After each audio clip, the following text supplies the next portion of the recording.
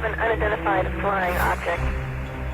I'm Jack Oswald, and you're listening. This is Hammer, and you're listening to... I'm Richard C. Hoagland, and you're listening to... I'm Art Bell, and you're listening to Dr. J Radio Live. We have an unidentified flying object.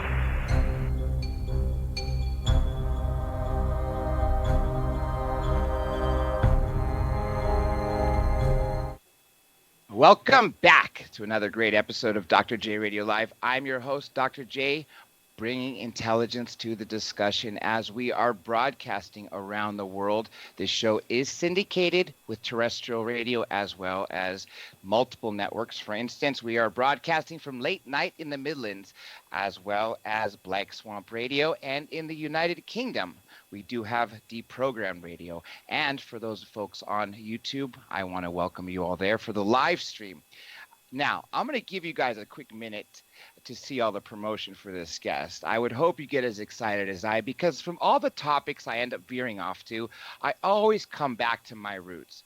You've heard me say this very often, that if you really want to know what extraterrestrials think, what they look like, how they act amongst each other, how they treat humans, what the inside of a ship looks like, what it smells like, what it feels like, the people you have to talk to are the people that interact with them. That should be a major clue of the topic and the guest. Let me give you some information and some, I guess, I don't want to say shout outs because they're not really shout outs, but I guess some sort of news. We do apologize for the live stream on YouTube for Mr. Roger Stone yesterday. After the show, Roger talked about Robert Mueller sort of screwing up his phone lines, and honestly, I wouldn't put it past him because this has never happened so many times. But I promise you all that the audio was salvaged, and we will get it up to you for all you folks. But what is on YouTube that I was able to finally release yesterday is Mr. Joel Skousen, the InfoWars World Affairs expert, as well as David Adair, the DE agent Mike Vahil, and of course General Vallely, the two folks that knew us at Fox News. That's right. Another two guests that replied back this morning, which of course are guests that come back and back to this show that you folks wanted to hear very soon, is Mr. Uri Geller, living in Tel Aviv, Israel, and Eric Von Doniken. This year, 2018, is a very special year for him. 50 years since he wrote Chariots of the Gods Part 1. That's a long time. And of course, he's followed it up with a sequel. Now, I hope you had enough time to go to the website or every single one of the social media accounts. I would think you know this already, folks. I don't know how many times I have to tell you, but the only thing you need to remember when it comes to the show is the name of the show. That's right, Dr. J Radio Live. That is DRJ Radio Live. For instance, the website.com, drjradiolive.com, everything, Instagram, Twitter, Flickr, Tumblr, Facebook, Minds, Patreon, Buffer, Pinterest. There's just so many. It's all the same, at DRJ Radio Live. Now let's get to our guest. I have been studying UFOs and ufology since 1984. And this is going to start to give you a little clue of who it is. Now, I had a friend who was a big deer hunter fan, and he didn't quite know the names of the characters. Of course, I knew them, and I hadn't seen the film. And I'd already seen this movie, and I'm afraid to tell you the title because it's going to tell you who it is. But the moment I do, then you'll know exactly who it is, and I'm going to introduce him to you folks. But this story is relevant, and you'll see why. And so my friend says, have you seen this Alien movie? And I'm thinking he's talking like Independence Day. He's like, it's got the deer hunter guys. And I'm thinking, what is he talking about? And as it comes on, I see Christopher Walken. I said, you're talking about Communion. And he goes, is that what it's called? And I was so floored because I literally had seen that movie and bought it the first time it came out on VHS. If that hasn't told you who it is, it's the New York Times best-selling author and one of the most credible cases of alien abduction I have ever read and heard from in my entire life. He's also a radio host and so much more than that, an amazing person, Mr. Whitley Strieber. Whitley, welcome to the show. Well, thank you very much. It's great to be on the show. Well, let me. So you heard my little story of communion, and this was a little crazy twist since my friend was touting about this alien movie he wanted me to watch, and of course I'm thinking science fiction because nobody that I know was believing this stuff. I mean, I was literally the black sheep, but I had seen it multiple times, and what my friend didn't find out until after I told him is that I had actually owned a copy of the VHS at home. Now, you wrote that book, which was then inspired and turned into a movie. And as we know, with most things that go in Hollywood, they're not direct depictions of 100% accurately. For instance, when Travis Walton was on with Tracy Torme, he talked about the differences of what happened to him and what happened in the movie.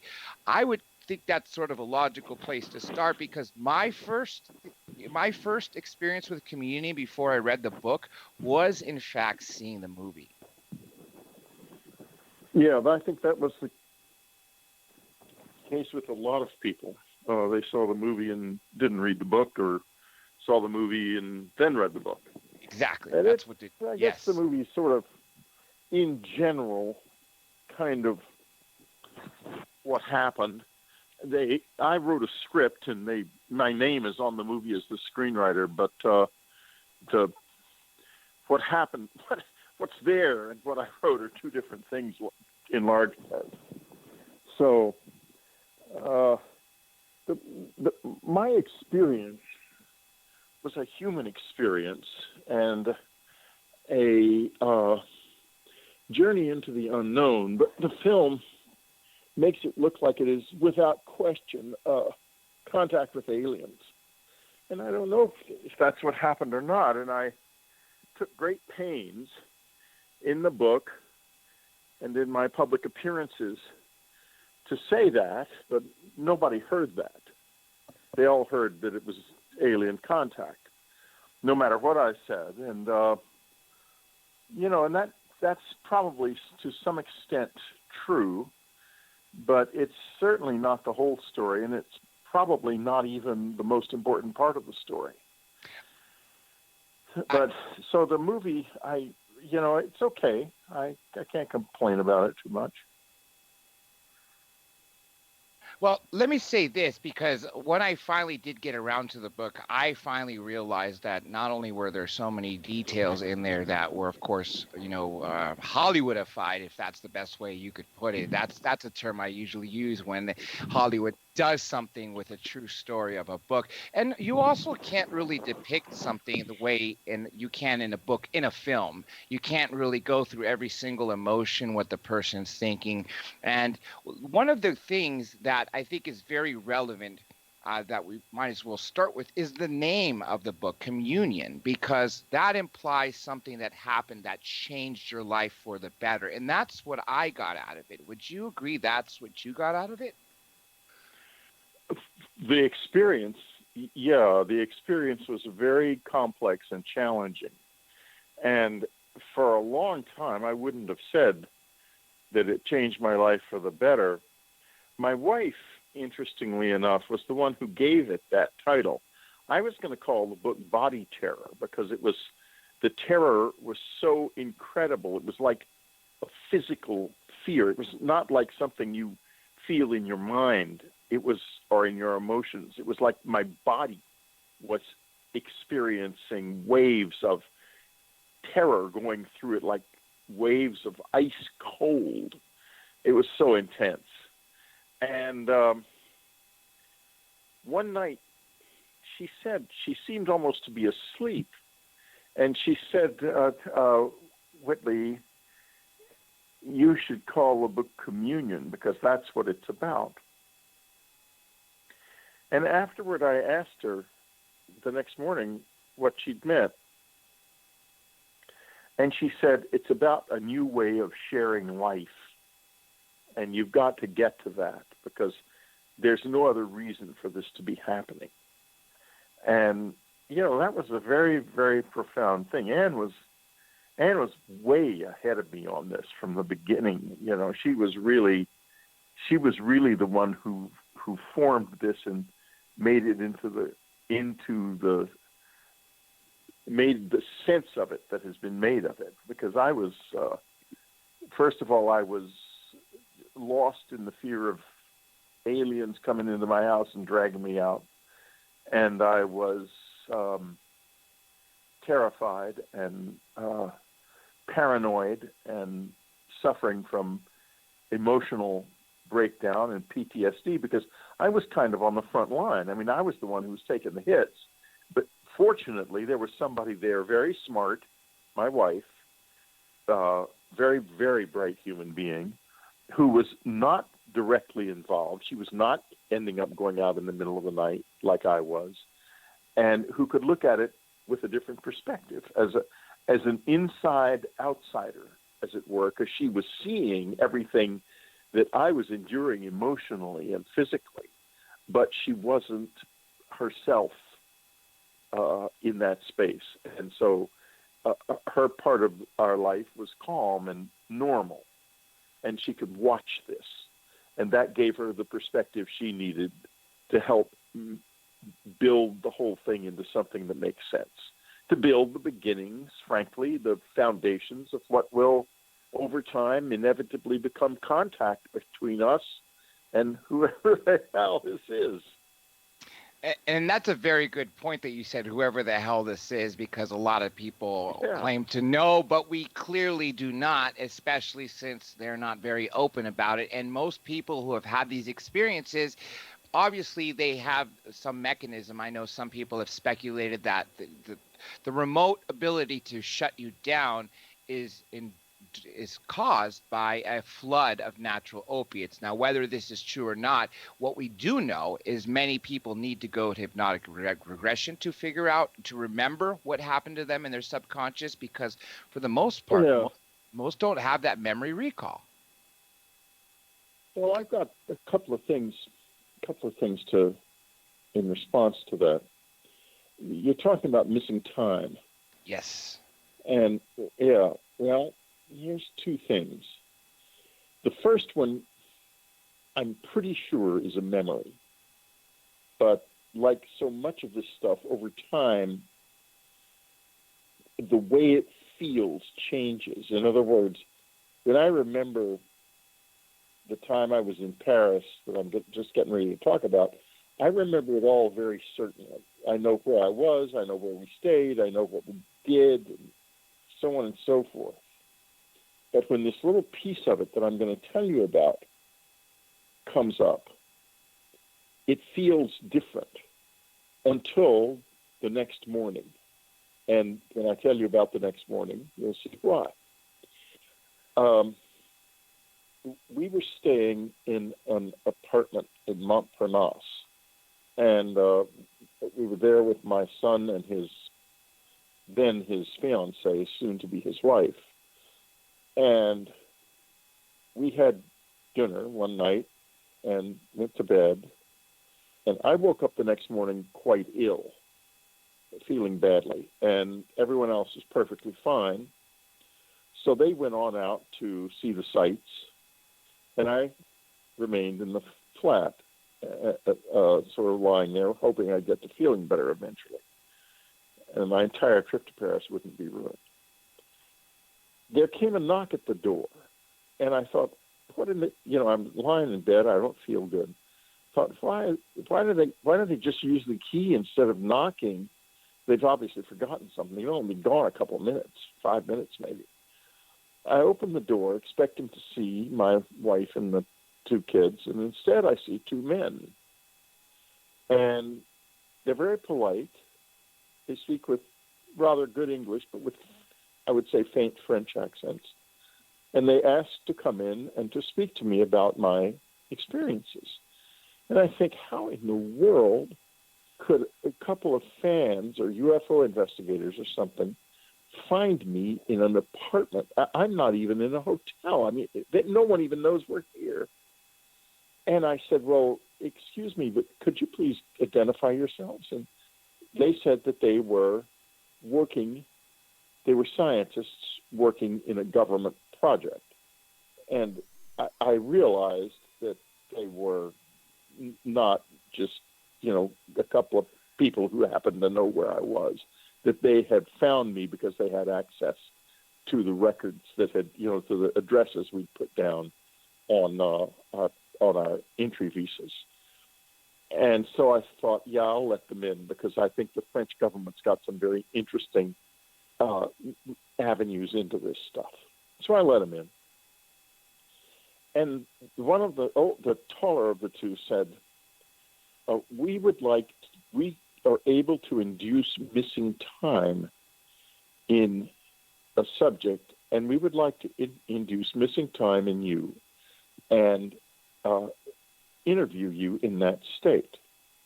And I immediately said, well, can I have a copy of the interview? And he said, no, we can't give you that. We won't be able to give you that, he said, but you will be able to remember it afterwards for a short while. And I thought to myself, well, this is fascinating. I said, how do you do it? And he said, well, it's done with sound. And he pulled out one of those little microtape recorder type of things. This is back in the 90s, so it's a while ago. We didn't have cell phones or anything like that. And he pulls out one of these little microtape recorders, and he says, would you like to listen to it? And I say, yeah. And he immediately begins to play it. I say, wait a minute. He said, we've been interviewing you for 40 minutes, Mr. Strieber. Wow. There was no break. It was completely imperceptible. See what I'm saying? In other words, this could happen to anybody at any time. There could be a whole level of life that we live that we don't have any perception of at all. So he played the tape for me, and I remember my voice. And you know what I remember feeling most strongly? I was terribly happy. It made me very, very happy. But that's really all I remember about it now. And they left. They were very nice men. I mean, they were very polite to me, and I had they weren't tough or mean or sinister in any way. And so the family finally comes home at the end of the day. By then, I'm feeling better, but I'm hanging around the house because, as I said, this is before cell phones. I have no idea where they are, and I want them to catch up to me, and so we can go to dinner together. I'm feeling a lot better. I have this incredibly cool story to tell them. And so they come home, and I tell them the story, and we go to dinner, and I have to get up the next morning at 4:30 to help my son's fiance, who would soon be my daughter-in-law, to help her get downstairs and get out because she's got to take a very early flight back to the United States to get back to college. And so, we walk downstairs, we walk out, and there the two guys are sitting there in a little Mercedes-Benz on the corner. And so I say to the girl, I say to my daughter-in-law, there they are. Come over and let's talk to them. And so we walk over, and I lean into the car, and I say, hi. What are you doing here at this hour? And the guy just turns the car on and drives away. Oh, wow. So, that happens. But now I want to weave in another story because the point of this story is that there may be something going on here with a lot of us, and maybe all of us, that we have no way of perceiving whatsoever. Here is the next part of this story. This takes place on the Grand Central Parkway in New York. A fellow I knew, a psychologist, is driving home from work one evening past LaGuardia Airport. There's a lot of traffic. It's dark. It's 7:30 or so in the evening, in a winter evening. It's been dark for a while. And he sees coming toward him in the air what looks like a gigantic plane landing. And he thinks, holy God, the plane is landing on the highway. There's going to be a huge tragedy here. And then it goes right overhead, and his eyes follow it. And as they do, he thinks to himself, that doesn't look real. It looks like some kind of a fake. And then his eyes, as they go back down toward the road, he catches a glimpse of something on the roadside flashing. And he looks over there onto the shoulder, which is dark. And above the shoulder, there's this sign, like those old signs that used to have a lot of light bulbs in them around, like Times Square, and used to flash the news. It looks like that, only it's flashing these strange sort of hieroglyphics. And he thinks, what in the heck is going on here? And he sees there are some cars pulled over. So he thinks, I'm going to pull over and take a look at that too. What the hell is that? So he pulls over, and he gets out of the car, and he walks into the dark onto the shoulder looking up at this sign. And he sees a group of people ahead of him standing in a circle, all with their heads down. And he's walking toward them when suddenly a little man, about 4 feet tall, dark blue in color, you can barely see him in the dark, almost bumps up against him and looks up at him and says this in this incredible tough voice, "Get out of here." That worked. He turns around, he gets back in his car, and he drives home shaking all the way. He said to me, "Whitley, it was the strangest thing that's ever happened in my life." Now I'm going to fast forward again. Let's go to a year ago, May. I'm in Seattle, friend's wedding. Get on the plane, come home, get down to LAX. Land at LAX, everything's perfectly normal. I'm the first person off the plane. I happen to, by a miracle that I don't need to bother to go into here, be in first class, a place that I almost thought didn't exist anymore. Anyway, I get off the plane. I can hear the people walking off behind me. I walk through the airport. I've been on, it's on Virgin America. I've been on Virgin America zillions of times. Gone, sadly enough now. It's part of Alaska Airlines. It's a beautiful airline, dead. But I guess there's some of their planes are still around. But the beautiful Virgin America experience is over forever. Anyway, I walk through the airport to get my luggage. I get to the luggage area. Virgin America only has one luggage area. I know it well because I fly the airline a lot. And I'm waiting there, and it's dark, and the carousels aren't moving. There's nobody showing up. And I figure, well, they're all behind me. I'm the first person off the plane. Maybe since I was in first class, my bag will be the first one to come out too. So I wait, and I wait. No bag comes out. No people show up. It stays dark. What the heck could be going on? Finally, I decide I'm going to go up to the baggage office over there because maybe since it's merging with Alaska, maybe the bags went out on some other carousel. So I'm walking up there, and I see a bag as I'm walking up beside the office, and it looks just like my bag. It's quite amazing. And I think, it's a bright blue bag because Anne got sick and tired of picking up the wrong bag, and she got these really hideous bags. She said there's two advantages. First, they're too hideous for anyone to want to steal them. And two, you can see them from a mile off. So I'm seeing this thing, and I'm thinking, that just looks just awfully a lot like my bag. So I get there, and I realize it is my bag. I look at the tag, and it absolutely is my bag. And so I pull it off, and I start to walk away, and the guy comes out and says, "Excuse me, sir, is that your bag?" I said, "Yes, it is." "What's it doing here?" I think to myself, it must have come off the plane really early because I was in first class. And he said, "Well, we left it on the carousel for about 45 minutes, and when you didn't show up, I just brought it over here." I had missing time out the wazoo while walking through that airport. I left the plane. A 5-10 minute walk was between 40 and 50 minutes. And I have no way at all to count for that time at all. Now, this is similar to what happened in France. And from what my guess is of the conversation that you had with these gentlemen and the moment they started to play that sound when they said that it had been 40 minutes of the interview, my guess from just what you told me, was it about 1 to 2 minutes from the time they knocked on the door till you asked that question? Or they mentioned that 40 minutes between interviewing? 2 and 5 minutes, I would say. My perception is this: they knock on the door. There's a bit of confusion, as I described in the introduction. I realize that there's someone I maybe would want to talk to. I let them in. We talk for a few minutes about missing time, maybe 45 seconds to a minute, and then then I'm listening to the tape. Wow. But it's actually between half an hour and 45 minutes later.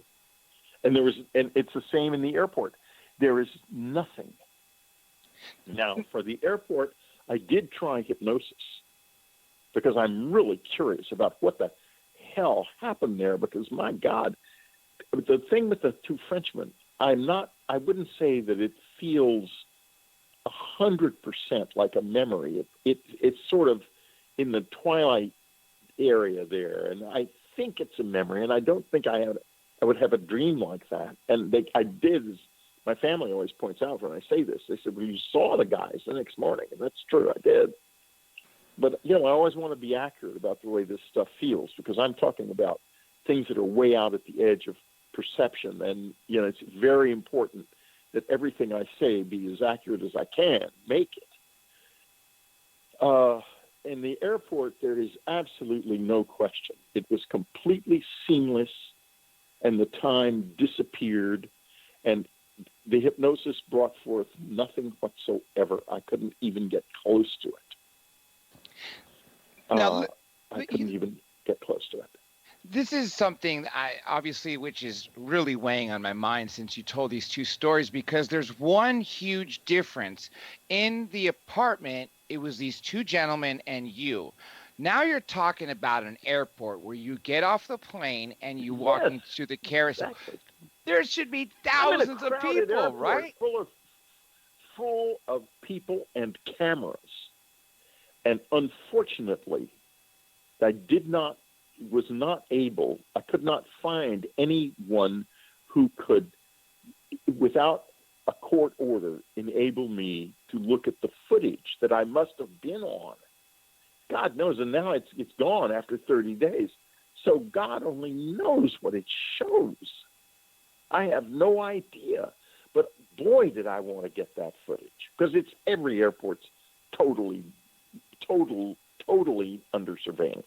Oh, yeah. You don't see the cameras, but they're there. I mean, I had to have been seen by those cameras, and it just drove me crazy. But it's like what happened here for years. I have a surveillance system in my apartment. I've had surveillance systems for a while now in my life, because I'd like to get something on tape naturally. And I meditate twice a night. I meditate at 11 and again at 3. And the 3 o'clock meditation is it's not something I just did. There's a long story behind it. And if I don't do it, I will be waked up physically. In other words, I have to do it.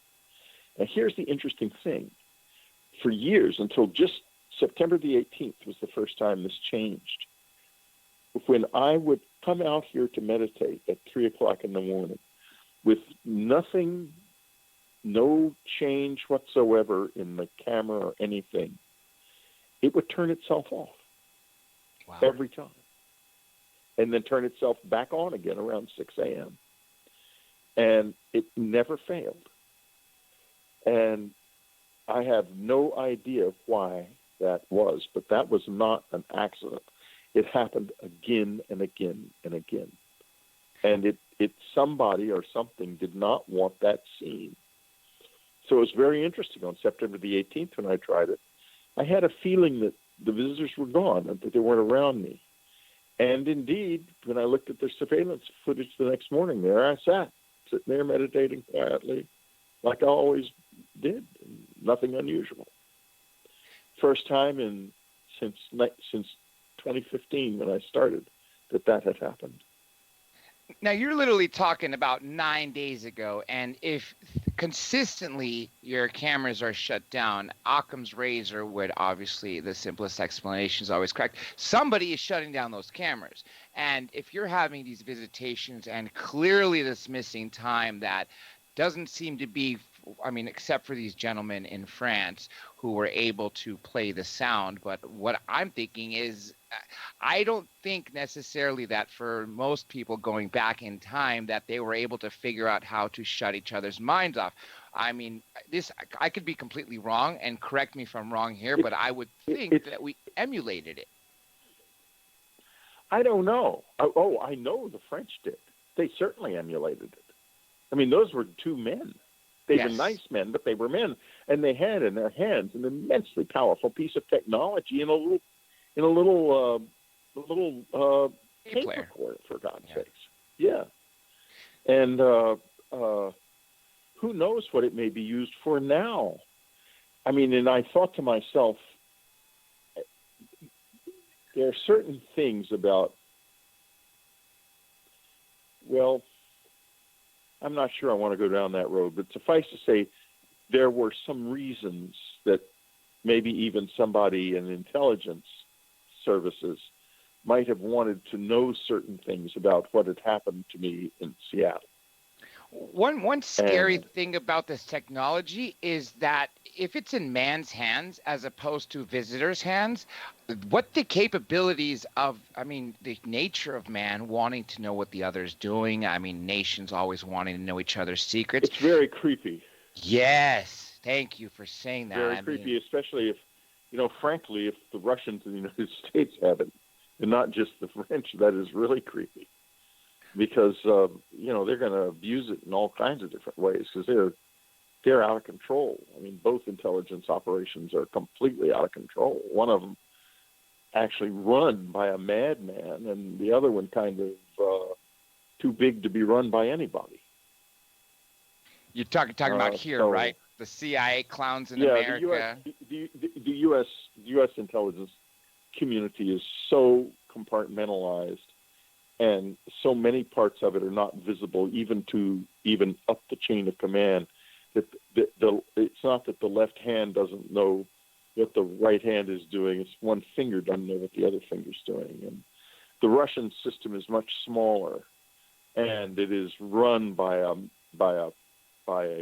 psychopath, Vladimir Putin. Vladimir Putin. Yeah, he's got his hands in everything in that country, and I've always argued that he won't leave his office walking out the door. He will leave feet first. I mean, those people always do. They always come to a bad end. Those dictators. Yes, that is true. Not too many of them die a natural death, or they're like Robert Mugabe. They don't die at all until some incredible old age. They seem to be kept alive by the devil. Like Gaddafi almost, right? You never thought he would leave his helm, and 40-some years later, there's this violent end. And then there's, of course, Hitler, but he died relatively early because his ideas about were all wrong, and he just screwed up. But anyway, our intelligence community, there could be things going on in our intelligence community that no one except the people doing them know anything about. That I know to be true. And in the Russian situation, it's different. They're much too highly centralized. Everything that happens because it comes down from the top. Not necessarily true with us. So in either case, though, it's not good. If that technology exists in human hands, that is not good, because that's powerful stuff. Very. And I can well see why anyone in possessing it would keep it a deep, dark secret. Because remember that they interviewed me in that state. There was a part of me they were talking to, and I assume also in the airport, that I have no direct access to, but that obviously has something to say, or why bother with the missing time? Why bother doing it? And you had the emotion of being happy in Paris. What was the emotion that you had? Yeah, aside from I being did. confused I had in France? I was very happy. I felt right afterwards. I felt like kind of like a weight had been lifted, like a lot of worries had been turned out to be groundless. it was a good feeling. And I've tried to recover memory from it many times. I've tried writing it out and talking it out and stuff. I've never tried hypnosis with it for some reason. I probably ought to. Maybe it would work. But the one at LAX, the hypnosis was an absolutely complete failure. It just was very vague. It was very vague. I don't think I got anything out of it. But when you were at the airport, what was the emotion aside from confusion that you felt? Was it happiness or fear? Just confusion. No, nothing. There was no happiness. There was no fear.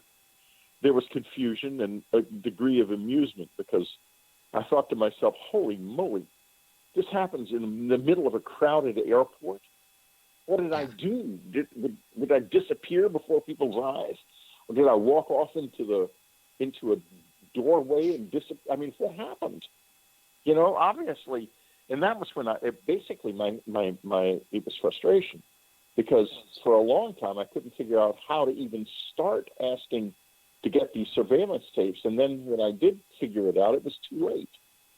It was already 30 days had passed. It turned out I have a friend in police work who could have gotten them for me, but I didn't know that until too late. He could have gotten the airport security people to look at them, and not to let me see them, but to look at them and tell us if they saw anything unusual, and to identify my movements. Probably if they had he said that he could probably get them to do that. It would take some time, but he could. But unfortunately, the tapes were gone by then. At least so he said. Mm-hmm. That could easily not be true too. I don't know.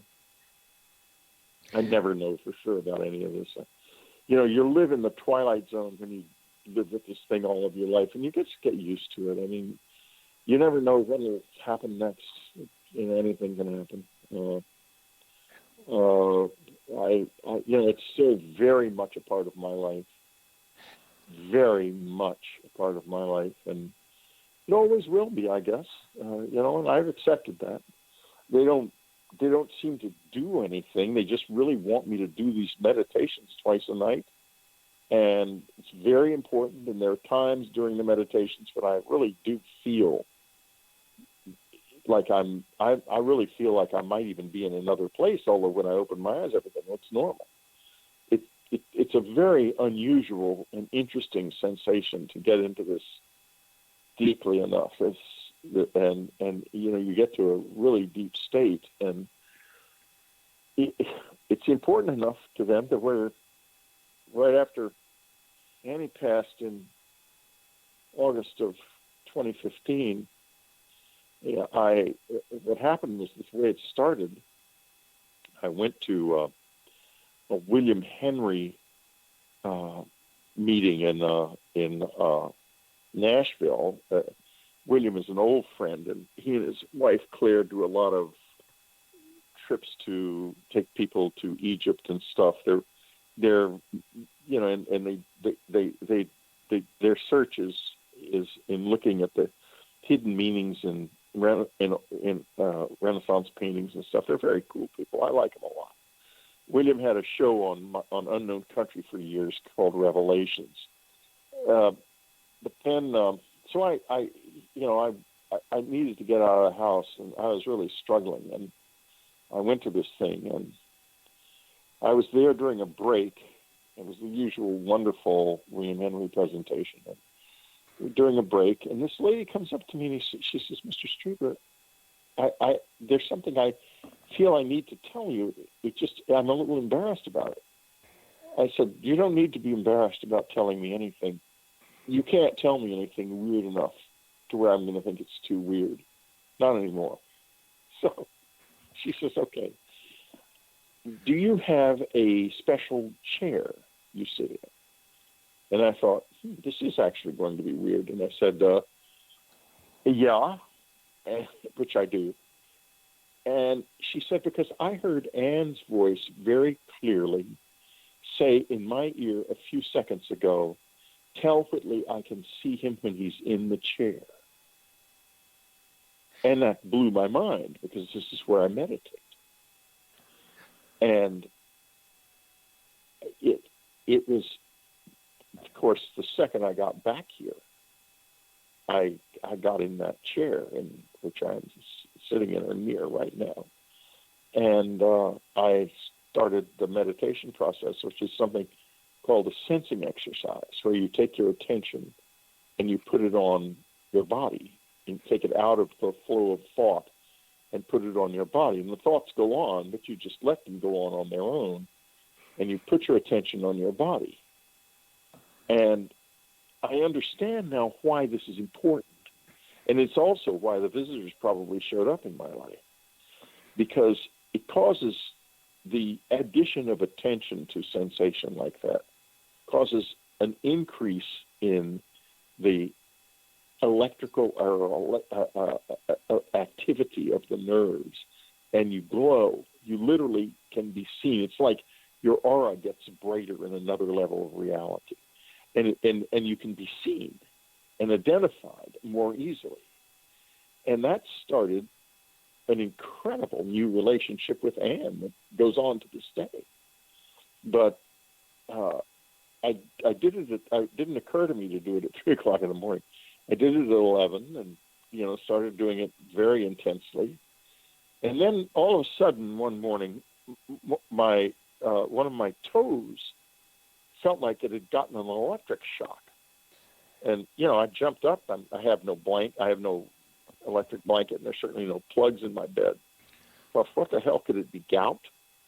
But it wasn't. I immediately Googled gout, and it obviously was not a symptom of gout. So I went back to sleep. The next night, I got pinched on one of my nipples. Someone grabbed it and shook it, and that got me going. I was out of bed in a second because there's nobody in the house but me. There's no animals. There's nobody but me. When somebody grabs your nipple in the middle of the night and shakes it hard, you're going to wake up, hurts, right? Yeah. You are going to be very awake that moment. And there was, of course, nobody there. It was hard for me to believe that it was a dream. Then I noticed that it was 3 a.m., the same time as it had happened the night before. And so I thought to myself, could it be that they want the sensing exercise now? Because people are asleep, the world of souls is probably much quieter, and if I get out there and start emitting this glow, I'm going to be very visible. And so I started doing it at 3. And that was when the new relationship with Annie began. Really began, as in those days. And I do it now at 3 and at 11 religiously every night. About a week ago, I thought to myself, I'm tired. I wonder if we really need to keep doing the 3 a.m. one, because I haven't had a complete night's sleep in years. And so I said, I'm going to sleep through tonight. And I never set an alarm or anything. This has to work on its own. In other words, if I'm going to wake up at 3, I have to do it. It has to be an inner act of effort. I'm not going to make it easy for myself or for anyone. So I said, I'm not waking myself up tonight. I'm going to sleep through the night. 3 o'clock in the morning. The latest thing is they, instead of pinching me and giving me trouble or there's playing those little electric games on my toes, they will blow in my face. And so 3 a.m., whoosh, someone blows right in my face. I never see anybody, very rarely. And so I yell out, heck, because I figured, maybe I can quit. But I got up and I kept on, and I will keep on. I will keep on doing it until the day I die, in fact. I don't know who this is. I don't know why they want it. I refuse to connect the dots and make connections that can't actually be made. I'm not a believer. My wife was very wise, and she said, the human species is too young to have beliefs. What we need are good questions. And if you look back across the history of mankind, it's a history of people killing each other over beliefs. That's right. beliefs. That's right. They're a curse, and I just don't go there anymore. I accept it. If it looks real, fine. I live with it. Somebody tells me, well, it's aliens from some planet or other. I'm not going to believe them. I'm just going to say that's an interesting possibility. And I'm going to leave it like that. You get much quieter inside and much healthier if you are not always defending beliefs inside yourself that you yourself know have no actual foundation in truth. They're simply choices you've made. So anyway, I go on. There Run are against the current best I can. Two things I sort of draw from this. One is by having the no beliefs, is that you are a more wise human, something that a lot of people can learn from. So by having these experiences, and what your wife, who is extremely wise, from what everything I've heard and read from about you, for a long time, going back to the naming of the book and to tell you about the beliefs. Obviously, she knew before you did. But the other part I wanted to bring up to you is what I gather, because other people that I've interviewed that have had, again, you make it very clear of what could it be, where other people seem to be sure, but they're, some people are a lot younger. For instance, they could be in their 20s to 40s, etc. Would you say it's proper to categorize what you experienced as you started to become sure sometime in your adulthood of what this could be, but actually as you went down the rabbit hole, you ended up more unsure? Well, that would be a fair assessment, I think. Right at first, when I realized that they were real, I went through a period of experimenting, exploring other alternatives. It didn't actually cross my mind that it could have anything to do with aliens until I described what I remembered to my MD before I met Bud Hopkins or did any hypnosis or anything. And I said, he listened to all this. He says, well, it sounds like you're telling me you're taken aboard a flying saucer by little men. And I thought, holy shit, it is what it sounds like. And he said, maybe we ought to bring in a psychiatrist. I said, Tom, that sounds like a very good idea, because I was scared to death. I thought I was going psychotic at that point. During that period, I began to really entertain the notion and imagine the idea that this was people from another planet. And I still think that probably has something to do with it. I don't think that's by any means something I would not agree with. And I'll tell you why. It's a family reason. My uncle Mickey, Colonel Edward Strieber, told me that he was involved in the Roswell incident.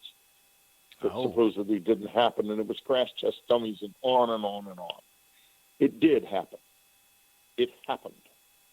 And he was not at Roswell. He was at Wright Field in Dayton, Ohio at the time. And in 1947, and was involved with the Air Materiel Command, which is the job of which is to analyze materials that are related to aircraft and foreign aircraft primarily. And the materials from Roswell were brought there. And Mickey participated in an attempt to reassemble them, which they were not successful at. The biological remains were also brought there, and they were actually handled by another officer I knew, General Arthur Exon. And General Exon said to me, everyone from Truman on down knew that what we had was not of this world within 24 hours of our finding it. And the reason the Air Force denies it all to this day is because, for a couple of reasons. The main reason is they're charged with protecting us from threats from above, from the air, and they can't protect us from this in any way whatsoever. they don't want that known. It's a weakness in the institution that they don't want that known, but it's very understandable because, the charge of government is to give you a peaceful, safe, secure, and happy life. And if we've got something here that we can't control, that you can't have the president or somebody sit down, well, there are aliens here, and we can't control them, and they can come into your house in the middle of the night at any time and carry your children out. God knows what they'll do with them, or you, and we can't do a thing about it. They're not going to say that. The Air Force is never going to admit what happened. And other things that happened here, they're never going to admit it because they can't. So people tell me about disclosure, and, there's a few things like Louis Elizondo released some of those videos back in December because he was pissed off about something to do with the House Intelligence Committee. I understand. I've never heard him personally say that, so I can't be sure. That they had stopped funding and a program analyzing materials because they said they didn't want our scientists working on demonic technology. That part of it, I believe. It's so absurd that it sounds true. It sounds like something that would come right out of U.S. Congress. So he releases some videos from the Navy Department, and they come out, and not the Air Force, you notice. And I'm sure the Air Force has got many more videos than the Navy does. But, so anyway, I know this happened, the alien side of it, or what appears to be the alien side of it happened. Because and also another thing, Jacques Vallée has done some incredible research on some materials that were recovered from another crash site. And he found the metal in them, it does not have isotopic ratios consistent with manufacture on Earth. It's not from Earth. But here's the kicker. These isotopic ratios are so weird. They're not from this universe as we understand this universe being made. They're either from a completely different universe that works according to different laws of physics, or they have, by some incredible energetic process that is far beyond our science to even think about doing, been manufactured with these strange isotopic ratios for reasons we can't even guess at. And that material, it's not a secret. He gave a presentation about it at the Contact in the Desert UFO conference two summers ago. So it's not classified or anything. And I find that quite amazing. We have materials that would suggest something that we might very reasonably call an alien presence. But then there's the other level of it. The other level of it.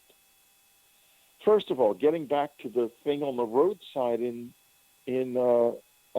Queens, what were those people doing, and how many people do that, and do they know they do it, or do we all do it? Are we part of this, or is it something that recently came here, or have we always been part of it?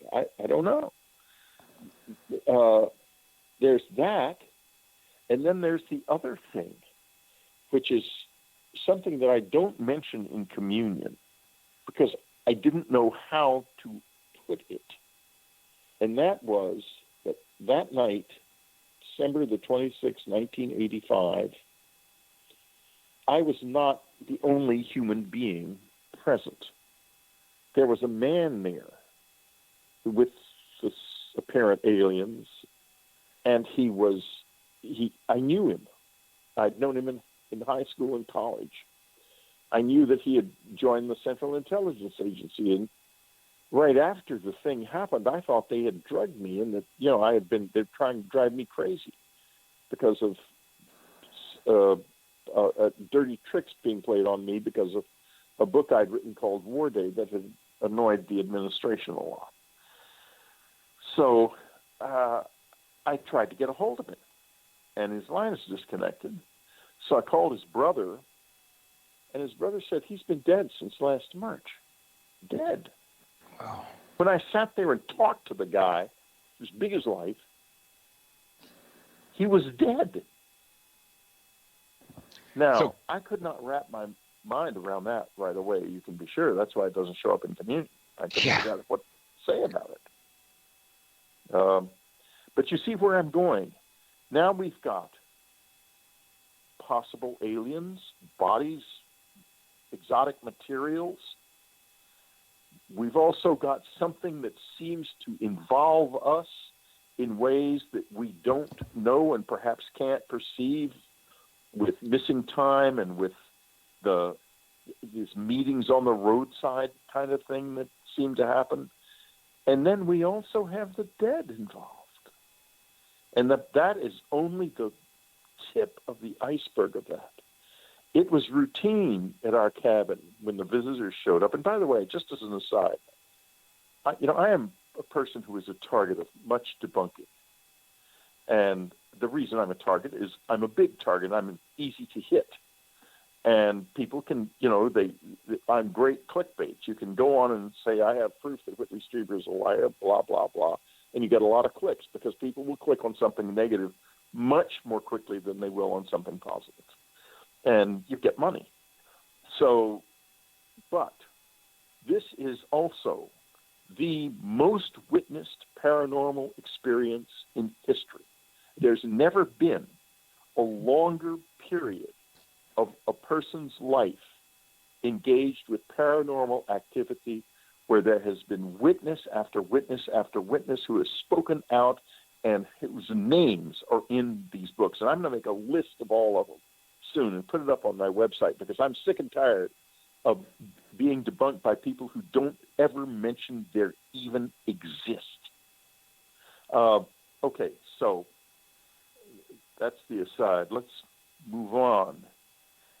At the cabin, invariably, when we had people there, the dead, in one way or another, would show up with the visitors or before they came. And every time something like that happened, Ann and I knew the visitors would be there that night for sure. And it never failed. It was always like that. And letter after letter we got to the point, we got thousands and thousands, thousands of letters. Of course, Annie being Annie, she read them all. I mean, she was, Annie could sit down and read, and in the time it took Annie to sit down to read a novel, she could read the novel. She would routinely read a novel in 2 days, and she was not a speed reader. She was just very, very quick, and she's, so she could read these letters like a lickety-split. And she comes out of her office one day and says, Whitley, this all has something to do with what we call death. And that was the beginning of our discovery and our understanding that this is also about the soul and the world of the dead, which does exist. It does exist, I'm sure. And I'm not talking about I believe in it because I don't know whether I do or not. But I can say empirically there's a lot of evidence there that there is a soul and that there is an afterlife. So here we are now. We've gone across a whole spectrum of mysterious aliens and relationship with us that we don't understand, the possibility that this might be happening in ways that we can't even perceive, and maybe to all of us, to the idea that the dead are involved in it as well. And that's only part of it. That's not even the whole picture. There's more strangeness and higher levels of strangeness even than those. It's an amazing, amazing thing. And you get your mind around all of this as best you can, and then suddenly it changes, and what seemed fearful becomes fascinating, and you start to have fun with this. And I have a lot of fun with it now, frankly. I'd hate it if the visitors left my life. They ain't pretty and they ain't sweet, but they are fascinating. I'll tell you that. Let me ask you a quick question real quick. I've a lot of people that obviously I don't know if it's a lot of people, but I've constantly heard the term that we are referred to, at least our bodies, as containers. And what I've come to believe that is the soul is obviously what's important. And you just talked about the fact that the dead are clearly important and linked in some way to what's been happening, just a small piece of the puzzle. And you mentioned the soul.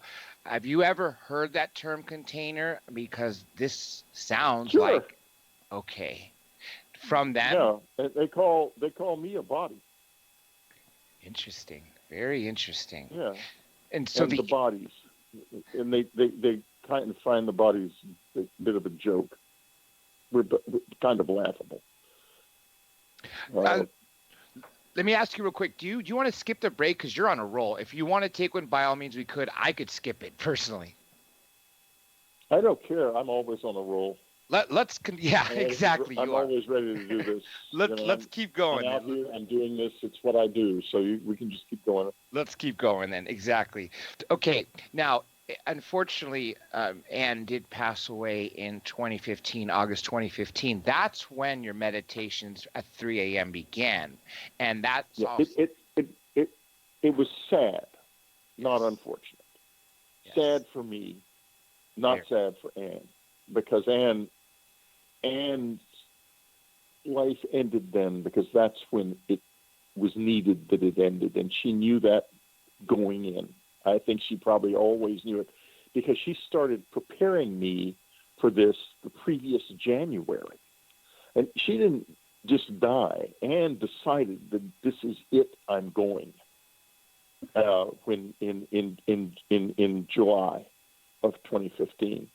And she went, and, I was there in tears and anguish, but, I let her do what she wanted to do. She did it, and she did it.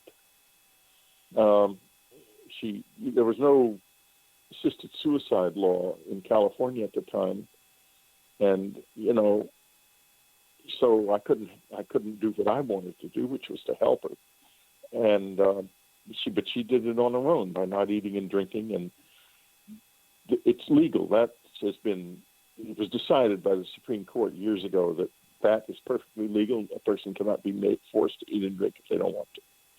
And so what happens in a case like Anne's, or happened then, they now have assisted suicide laws here, so it's different. But in those days, the person stopped eating and drinking, and then hospice came in, and they helped you get through the process with morphine, because morphine will kill the hunger and the thirst very, very well. And so Annie did not die in discomfort. She said to me, I'm going to do it now.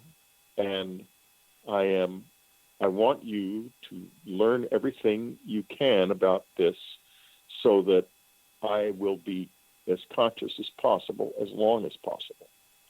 And I did. I did it, and she had a comfortable, quiet death. And she was conscious up until the last day, and it was the hardest thing I've ever known in my life. But I followed her instructions, and I did it her way, and she passed consciously into the other realm. This obviously spawned the book, The Afterlife Revolution, which... Yeah, it sure did. Now, you've had a lot of communication with Anne since she's passed, especially from the time she mentioned indeed. She sees you in the chair. When you had that time when they literally, your nipple was pinched and that shock at your toe, I know you mentioned the visitors and you weren't too sure, but obviously everything's I think possible. It was Anne. Exactly. That was think my it was question. Anne. Thank you. Thank you for answering. I don't think anyone else would have. Anne had a great sense of humor. It just struck me afterwards that she's going to really, Anne was what I call a hidden master. She was a teacher, and on a deep level, and she wasn't if you were with her, you didn't know that. I mean, she always used to say to me, Whitley, anyone who tells you they're a master is not a master. If you can see a master, that's not a master. But I think she was one. I think she was an enlightened being, and I think she became enlightened over the last about quarter of her life.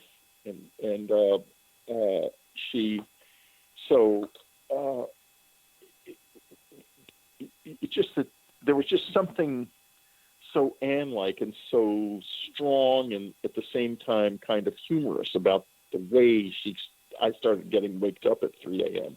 And she used to, all through her life, she used to say 3 a.m. or 3:33 is a very important time. And she would say that's because most people are asleep. And if you work then, that's what we call work, is the sensing exercise. If you work then,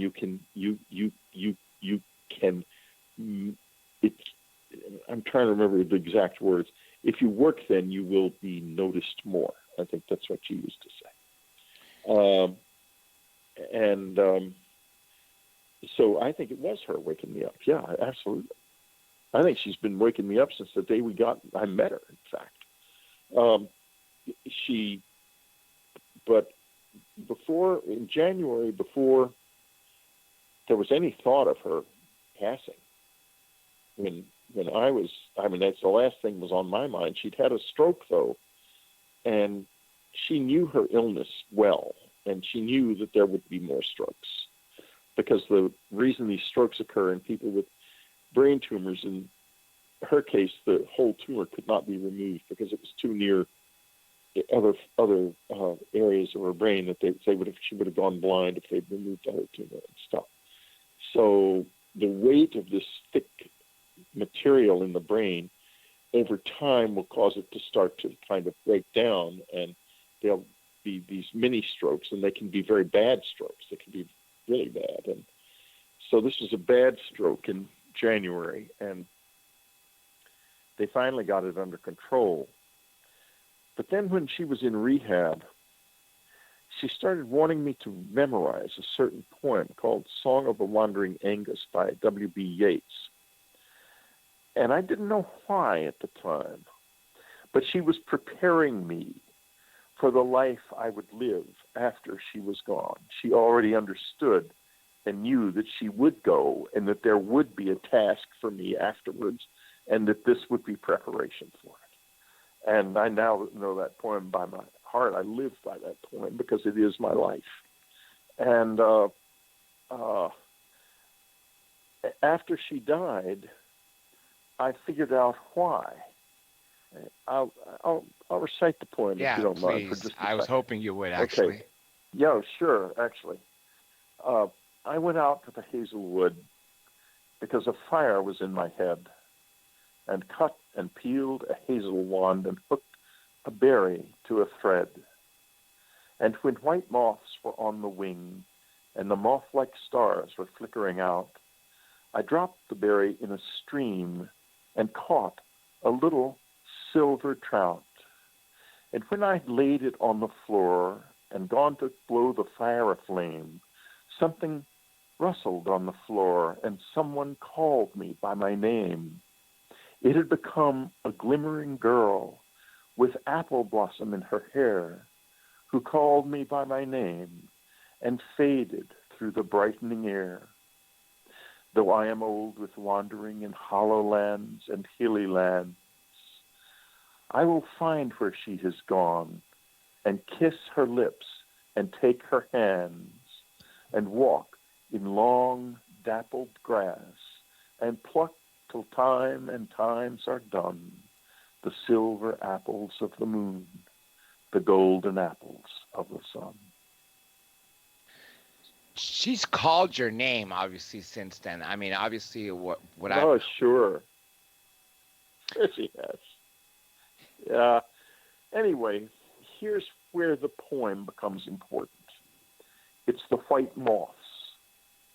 When white moths were on the wing and the moth-like stars were flickering out,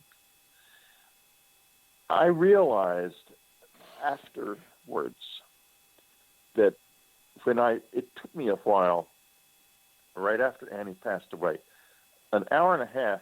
Annie was never one to waste time. After she died, she was back, but not to me, because she knew me and I knew her. We made an agreement early on, back in the early 90s, when we realized this did have something to do with death, that if the one of us that died first would, if possible, contact the other one, but not directly, because neither one of us would ever believe that. We don't have that gene. And so we would do it through other people first. So at 9:30, I'm sitting here in this chair, and I am awash in tears. It's like the end. I have lived past the end of my own life. That's how it felt.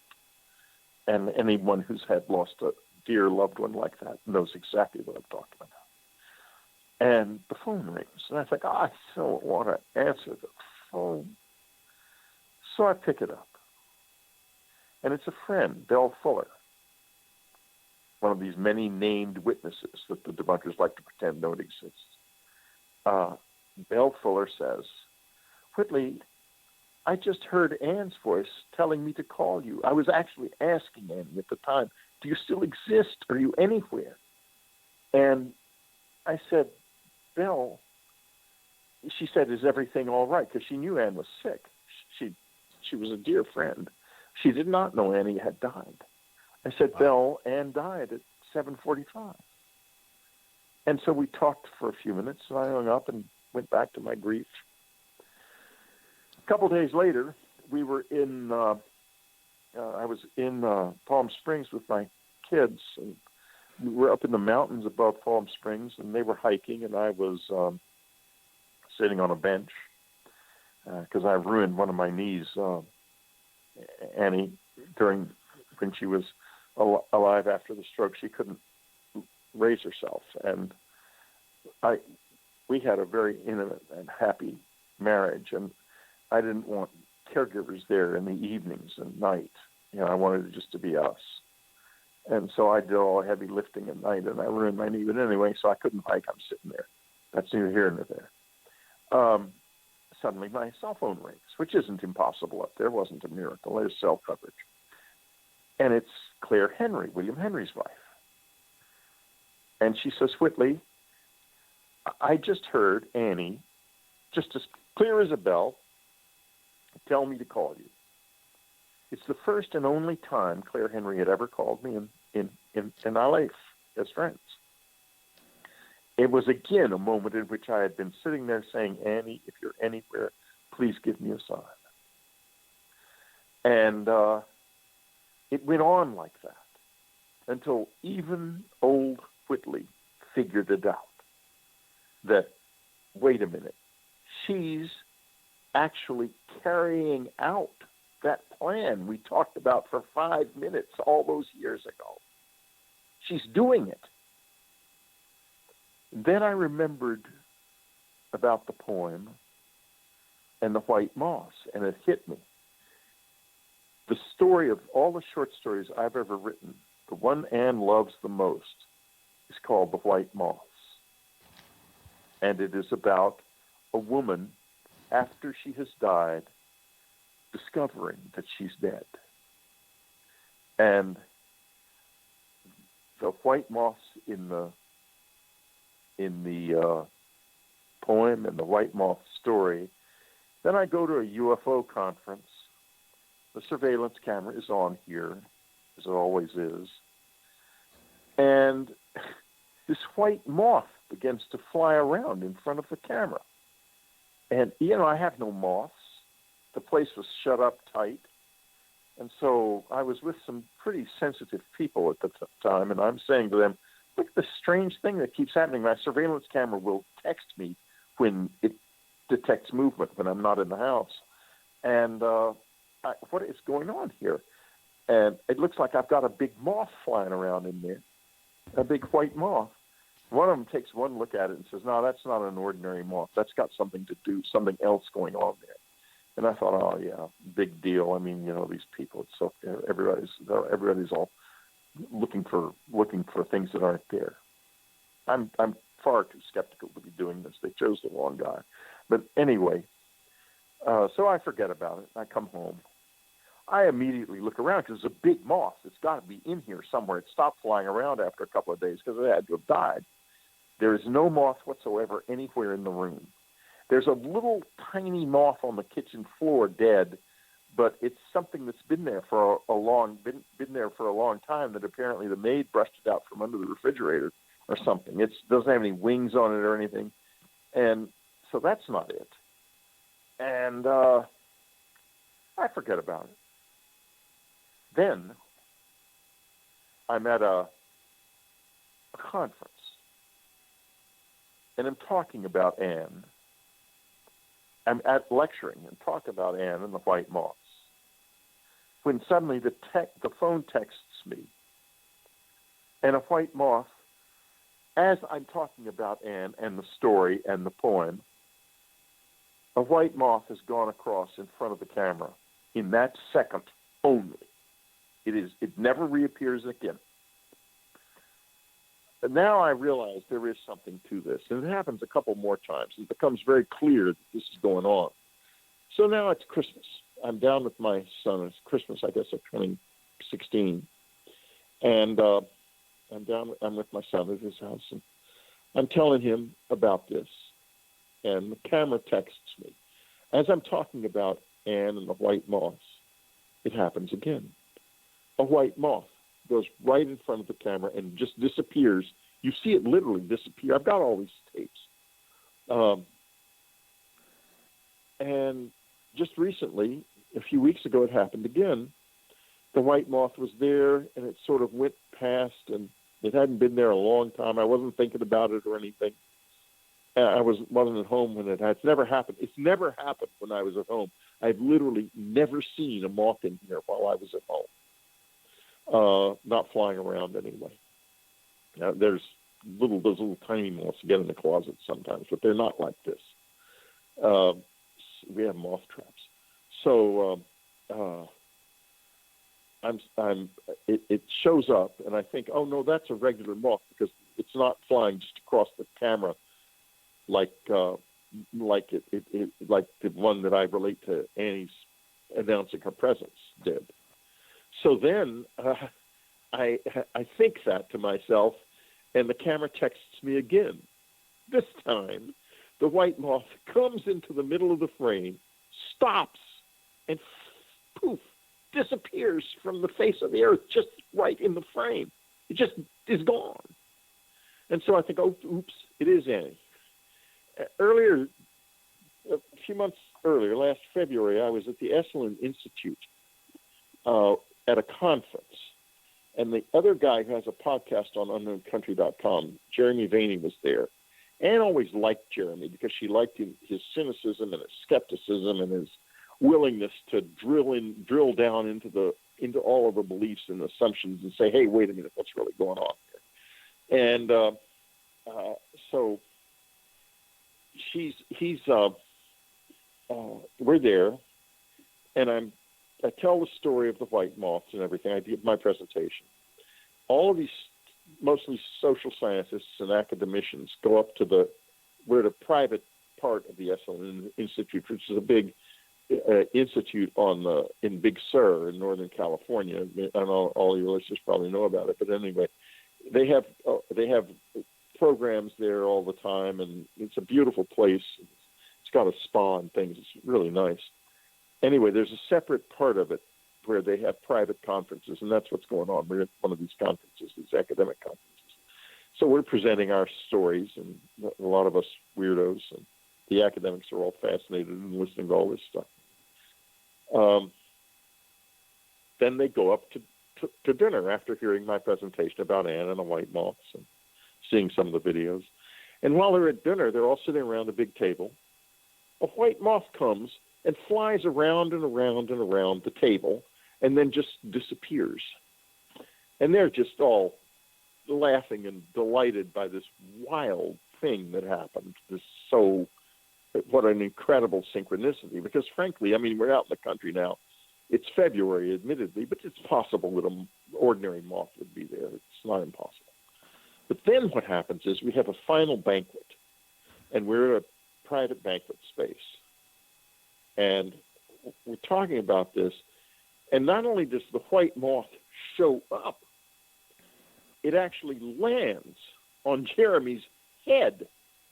And we're all sitting there. And the white, it's clear as a day. We got pictures of the white moth sitting on Jeremy's head. And then it gets up and flies toward the fireplace, the chimney in the room, and it's just gone. And it's not like, when a magician makes something disappear. On some level, you can you kind of know it's disappeared. This gives you your mind the feeling that it has never been there when it disappears. It's very weird. It's a very different feeling. So everybody toasts Anne and the white moth. That's the story of the white moth. And the white moth was a means by which Annie proved her presence enough to open my mind and enable her to begin to communicate with me things that she had learned in the other level of reality. And that's what the Afterlife Revolution is about. It's a very cool book for that reason. But I don't want to leave this without saying the single most important thing she told me, and that she learned. I think it's the most important thing I've ever heard said in my life by anybody. We all wonder what enlightenment is. Everyone wants to be enlightened, to build a strong soul. And I asked Annie, I said, what is my aim? What aim do I have? How could I move in that direction? And her answer was, enlightenment is what happens when there is nothing left of us but love. And man, I'm telling you, there is a great life aim. Hard, real hard. Because she ain't talking about sentimental love, the simple stuff. Oh, yeah, he gassed 3,000 Jews, but that's okay. No, sir, it's not bullshit like that. There's another kind of love that's bigger, that's more encompassing, that she calls objective love. It's not like the kind of all-accepting love that we call unconditional love. It is a yearning, as Annie describes it, that is at the basis of reality, and everything flows from it. The whole universe exists because of this yearning. As Annie, do we have enough time to keep going? Yeah, we got 30 minutes. Absolutely. I was going to say one thing, but I keep going on this because this is irrelevant to what you're saying. Absolutely. Okay. Well, let me get back to this type of love, this yearning, this objective love, and what you meant. Annie and I knew a guy. He was just an acquaintance, not a friend, who was a very important surgeon and an inventor of surgeries. And he told me this story. He's quite famous, and it doesn't appear in his biography, so I'm not going to mention his name, because there are a lot of people in the world who are sneering at all of this right now, in fact, probably. So anyway, he tells me this story. He was in a hospital. He had a myocardial infection of the myocardial sac, ironically, for a heart doctor, as he so correctly pointed out. And he began to struggle. He needed help from the nurses. He was in the hospital. So he starts pushing the nurse call button, and nobody comes, and nobody comes. The next thing you know, a woman in a long white gown glides into the room, leans over him. It's obviously not a nurse, and he's perplexed and frightened. And then even more so when she reaches into his chest, and he can feel her cradling his heart in her hands. And then she lifts back and glides out the window. A second later, the nurses come running in, and they say, "We're so sorry we couldn't come right away. The woman in the room next to you has just died." But in the moment that she put her hands around his heart, a surgery came into his mind that has subsequently saved literally tens of thousands of lives in this planet. What And kind of that is surgery? It's a heart surgery. It's a heart rebuilding. A way of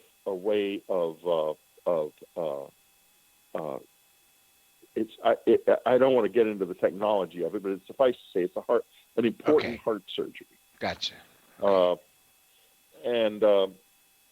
Anyway, so now we'll flash forward to the moment Annie passed away. On our bookshelf, there are lots of books. One of them was a book called Physics from Fisher Information. And in Physics from Fisher Information, there is a passage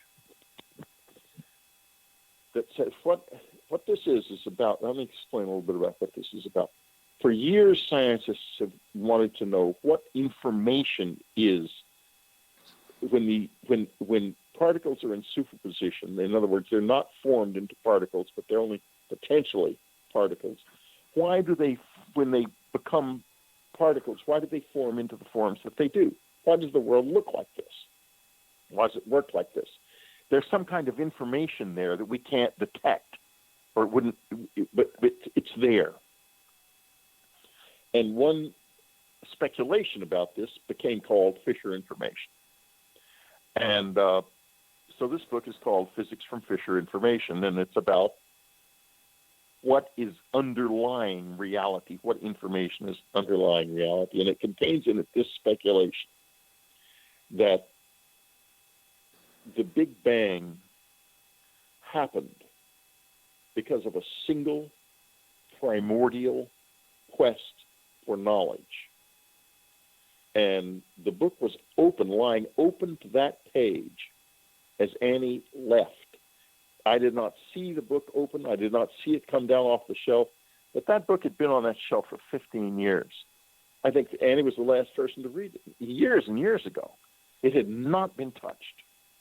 And it was as if she left behind this message that the universe is literally a quest for knowledge, that this yearning toward knowing is what she calls objective love. It is love that is behind everything that happens and doesn't differentiate in any way. This love is about exploring and discovering all that can be and is real. And it's to that level of love that you have to go to fulfill this aim. Enlightenment is what happens when there is nothing left of us but love. There's two statements I want to make. First of all, going back to that second time you received a phone call, which again, a 5-minute conversation, many years. Obviously, she's implementing this. When you received that phone call for Mrs. Henry, I've never met her, but I know William pretty well. And you mentioned that she never called. But immediately what I took that to believe is, aside from her showing that she's there, that every time you speak about her, the love was so great that it transcends, and that's what invokes her to give the response. And then, of course, I gathered this further as you went through the multiple moths, the white moths, which again link up to the poem and your story before that.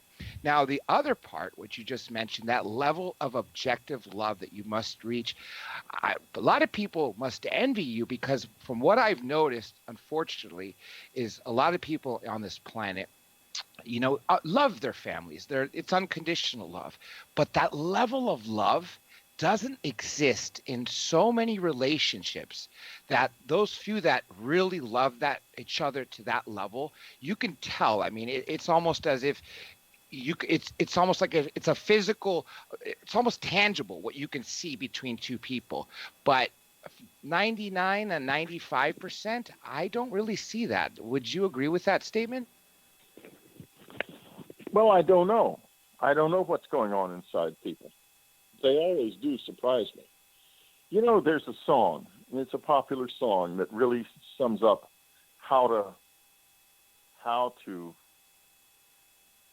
what kind of energy is necessary to explore this type of love.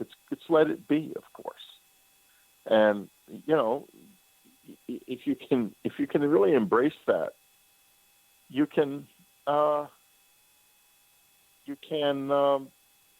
get at least a taste of what it might be to be involved in a love so great that it does not have evaluation. It is about maintaining and advancing and expanding reality. It is not about evaluating actions. Then you can start to understand why Buddha was smiling. Yeah. Yeah. It's not a simple thing. Buddha wasn't just enjoying the afternoon. He was enjoying a lot more than that. But also that. Now, the sensing exercises that you do, can you go into detail on the show in the time we have? Sure. Okay. Yeah, it's not hard. That's the other thing about it that I learned from Anne a long time ago when we were in the Gurdjieff Foundation, which, you know, I learned a lot in the Gurdjieff Foundation. George Gurdjieff was an Armenian philosopher and savant who came by a circuitous route into the Western world, bringing with him the idea that normally we are not awake, that we are literally asleep, that we're sleepwalking through life. And he brought along with that idea, certain techniques such as the sensing exercise that would help us expand our attention and use our attention instead of letting our attention run willy-nilly wherever it's called. And our relationships to the foundation were good. Annie was always saying to me, though, people don't laugh in the foundation enough. And you can't actually grow in consciousness unless you can also grow in laughter. She used to love a sermon of Meister Eckhart, who was a theologian and philosopher of the 14th century. He was called a man who knew God and considered now to be one of the greatest theologians who ever existed. You don't find any cruelty or doctrinaire stuff like you do in St. Thomas Aquinas and St. Augustine in Meister Eckhart. But anyway, he had a sermon was called God Laughs and Plays. And she said, that's it. Laughter is the key to everything because laughter is the reconciling force.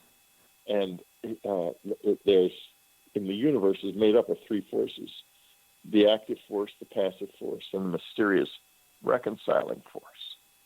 And Meister Eckhart's creation story went this way. God laughed, and the laughter begat the Son, and their laughter together begat the Holy Spirit, and the laughter of the three begat the whole universe. So, now, getting back to the sensing exercise, it's very simple. First of all, you have to realize your attention is a tool. It is not simply something that runs on its own, and you can learn to use it as a tool. You take it, and it's not only is it a tool; it's a very sacred tool. The attention of an intelligent creature is a sacred thing in this universe. It's very sacred. So any person listening to this, any person in the world, possesses this sacred tool of attention.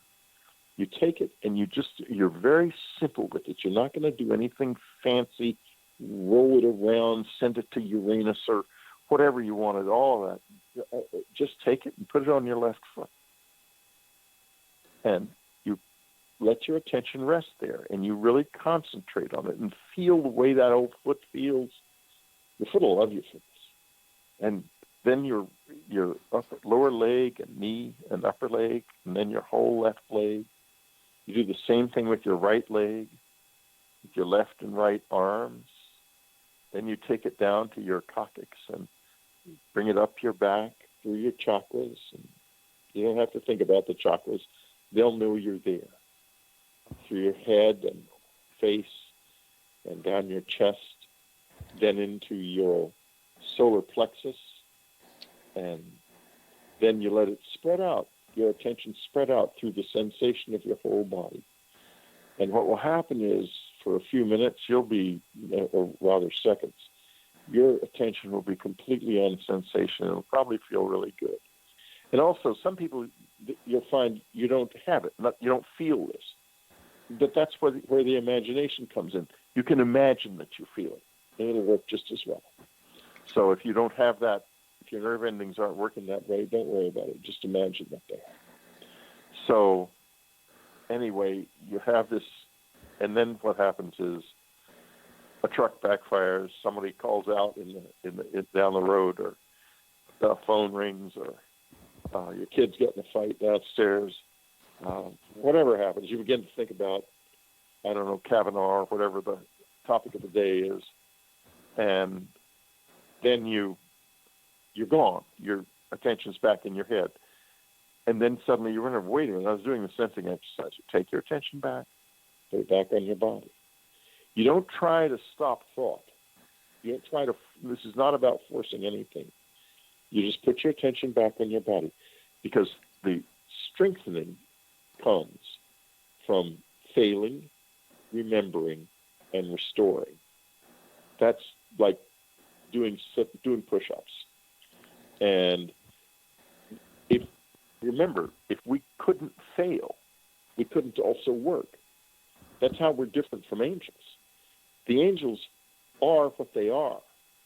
We have choices. And so our choices are very blessed.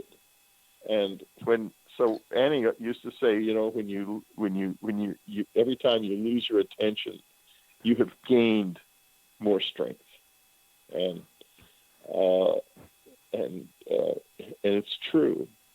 And it becomes very fun, and you have to also laugh at yourself, especially when you start to, like I always used to, take it very seriously. And she was always much lighter about it, and the people in the foundation didn't like it very much because she would laugh, and they were taking it all very seriously. This is serious. I'm not awake. I gotta wake up. I gotta wake up. I gotta wake up. And Annie would be in the other room, laughing and going on, telling jokes. she was very rebellious too, so she didn't get along with them very well. But they tolerated her, and she kept going back. So that's the sensing exercise, my friend. When you talked about the fact that we are all asleep, this actually reminds me of a book that I read pretty regularly. It goes back to the 50s, and the author's last name is Uspensky. His first name eludes me right now. And the title of the book is Man's Possible Evolution of Psychology. And it talks about the psychology of man's possible evolution by Uspensky. I've read it many times. There you go. Okay. So we're on the same page. That's so cool. You actually read that. Yeah. Okay. His book In Search of the Miraculous is a good place to begin if you're interested in the Gurdjieff work. And by the way, if just Google Gurdjieff Foundation, and you'll find the foundation is present in many places in the world. And you can, if you're interested, you can get in touch with them.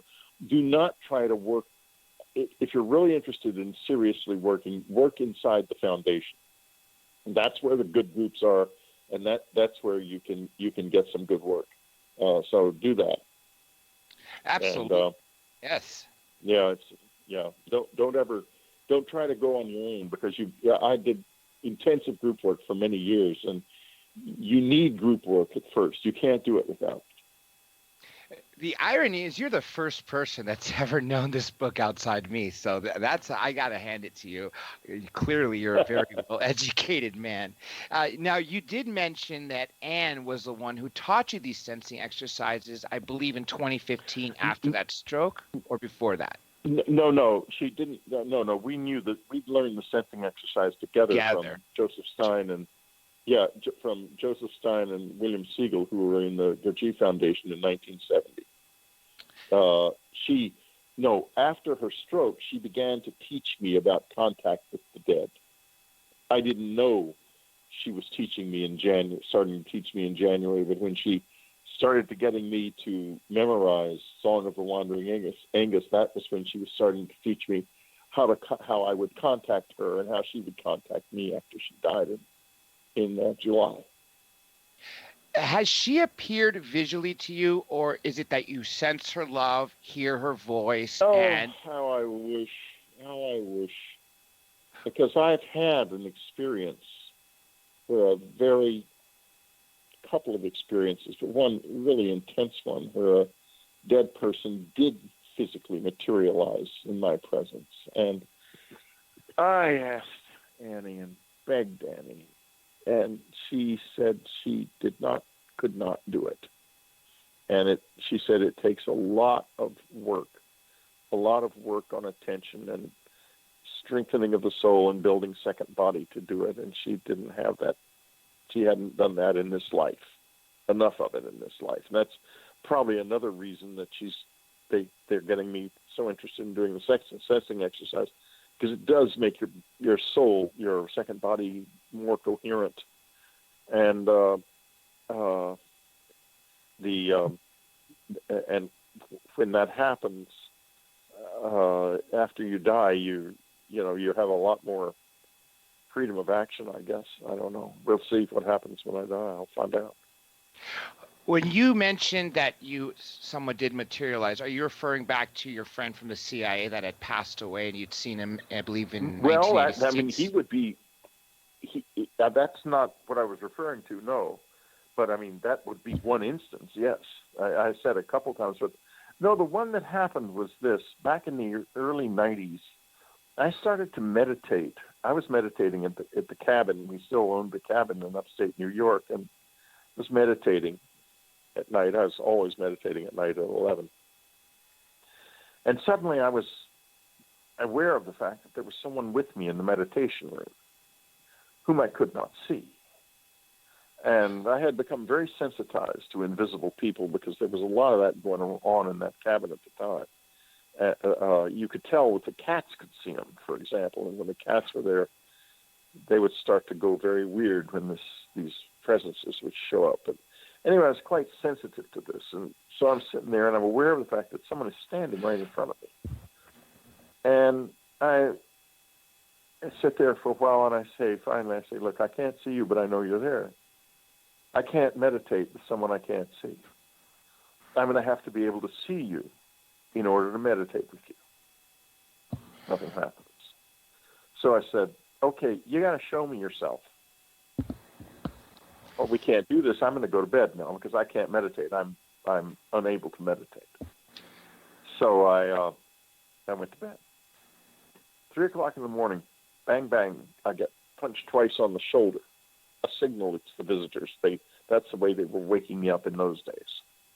I opened my eyes, and lo and behold, sitting on the foot of the bed is a man. He's not a tall man. He's maybe 5 feet tall. Sitting, leaning up against the footboard. And he's got on a little tunic. Looks like an ancient Roman, frankly. Not a elaborate toga, but one of those little tunics that they used to wear. He's just sitting there. And so I think, holy shit.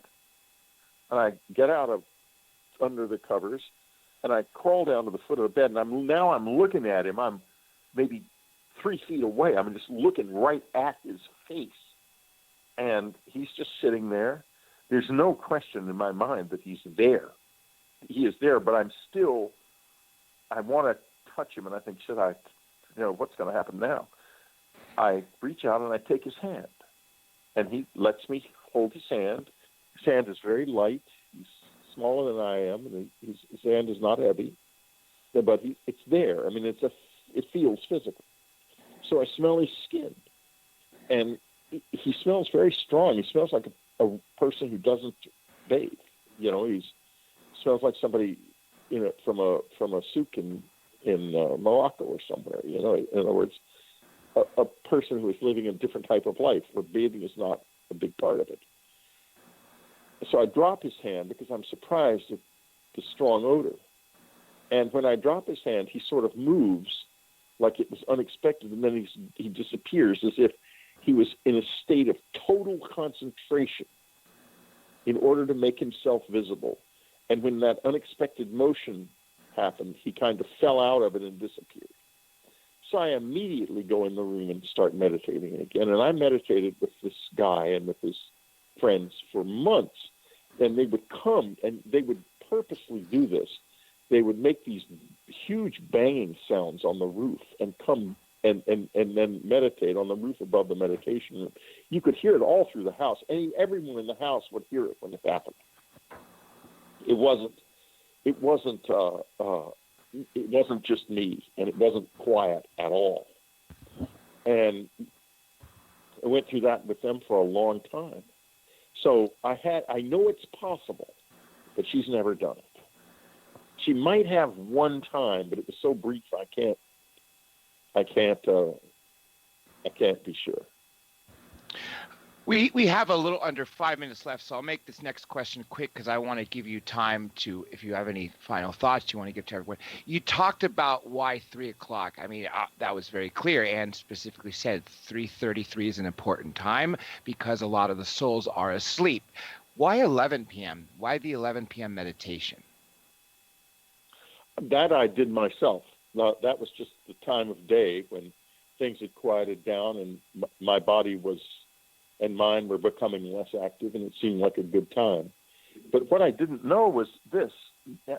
Back in the old days, back when I was actually doing this, I had some periods of conversation with the visitors, not physical face-to-face, except for once or twice, but there would be some very clearly conversational experiences where I was talking to somebody almost like at the other end of a radio or something, like a CB radio or something. And I was asking them why they had come here. And the answer was, we saw a glow. And at the time, I didn't really understand it. I thought maybe the glow of cities. But now I do understand it. When you take your attention like that and put it on your body, the nerves literally become more active, and you, in another level of reality, they can see a glow. And they could see, here I was doing this night after night in this big woods with nobody else around me. And there was this one little glow coming, and they came to investigate. And I think that's how my relationship with them started, at least my adult relationship. I think they came back basically to see, oh, we knew this kid when he was a little boy. Now here he is doing this. Let's see what's going on. And, you know, we've been working together ever since. I think that's it. I think that glow is what draws them. And so it happened. It's 11, and I think it's more clear at 3 because there's just less going on. And that does make sense because, I mean, I'm an insomniac, unfortunately, and there really is very, very little activity at 3 and 4, and for all that matter around that area.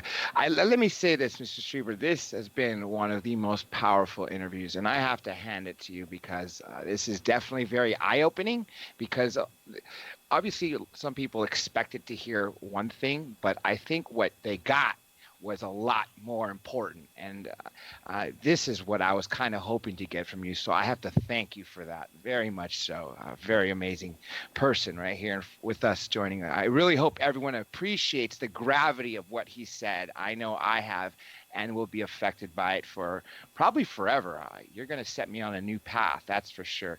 Let's talk about real quick your radio show, Dreamland. It was Saturdays, right? Yeah, Dreamland is on. It's an hour. It's pre-recorded, and so you can listen to it at any time. And each show lasts a week. And if a subscriber to the site, you can also have access to the archive. Unfortunately, you can't subscribe to the site right now because one thing about Whitley Strieber is he's a target, and the site has been degraded by constant hackers. Ouch. And so you cannot resubscribe, and you cannot subscribe right now because that part of it is broken. And in order to fix it, we have to completely rebuild the site, which we are doing. However, they degraded it in such a way that if a subscription runs out, the person doesn't know it because they can continue to log in.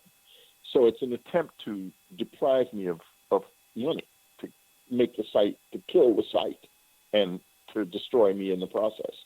And I know who does it, and I know what it's all about, and it's very stupid, and it's done by people who are, these are the people who were lighting the fires under the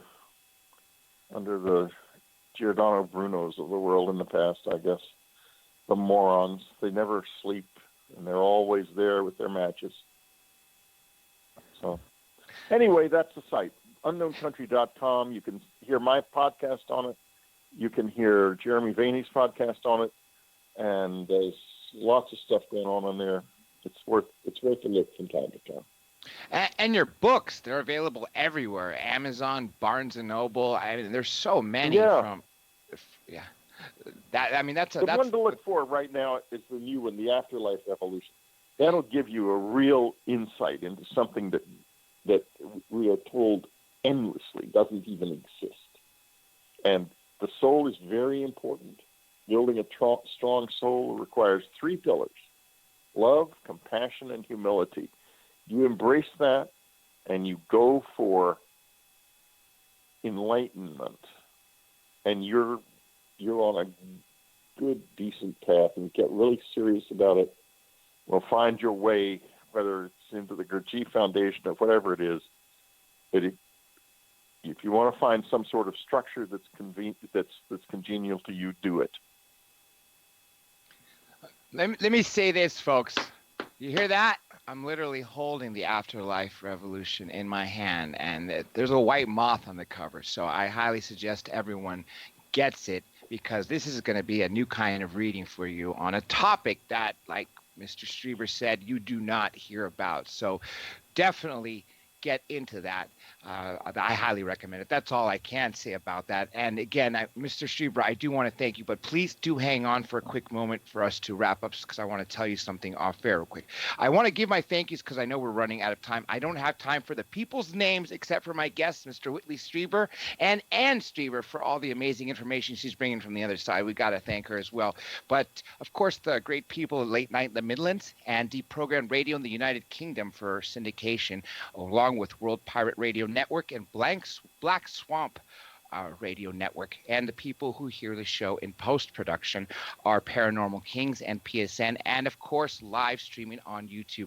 I wish we had more time. I know we could probably go more hours, but unfortunately there is another show, folks. So with that being said, I have to go, and I guess the best thing would say that it's time for me to sign off.